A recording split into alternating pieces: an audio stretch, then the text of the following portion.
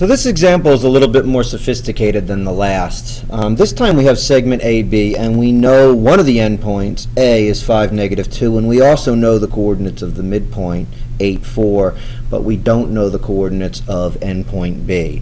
So take a moment to write this problem down. You probably want to pause the video.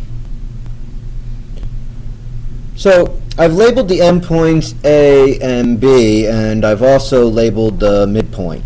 Let's put in the coordinates of A. They are 5, -2, and the midpoint's coordinates are 8, 4, and we don't know the coordinates of B, so let's call them X, Y. So if we were to apply the midpoint formula to find the midpoint, typically to find the X value of the midpoint, we'd take the 5 and add it to whatever was here and divide that by 2.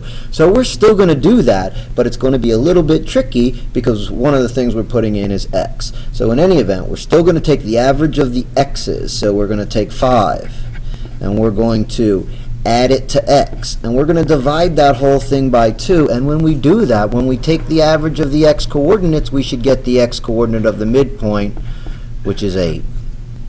So now you've got an equation, and your job is going to be to solve that equation. So how are we going to solve it? Well, we've got the left side being divided by 2. We don't like fractions, so we're going to deal with this by multiplying both sides by 2.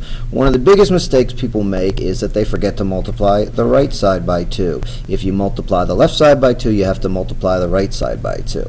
Now, we turn 2 into a fraction because 2 is the same as 2 over 1, and then the 2's cancel, and you're left with 5 plus x over 1, which is 5 plus x, and on the right side we have 16.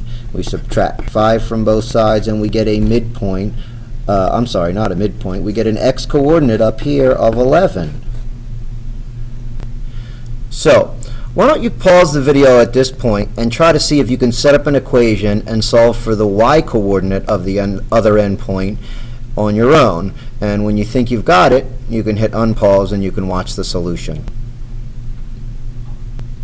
Okay, so hopefully you remember that to find the Y coordinate of the midpoint, you're taking the average of the Y values of the endpoint. So that would look like taking -2 and adding it to Y, taking that whole thing and taking its average by dividing by 2, and that should equal the Y value of the midpoint, which is 4. So how are we going to solve this? Same thing we did last time. We're going to multiply both sides by 2.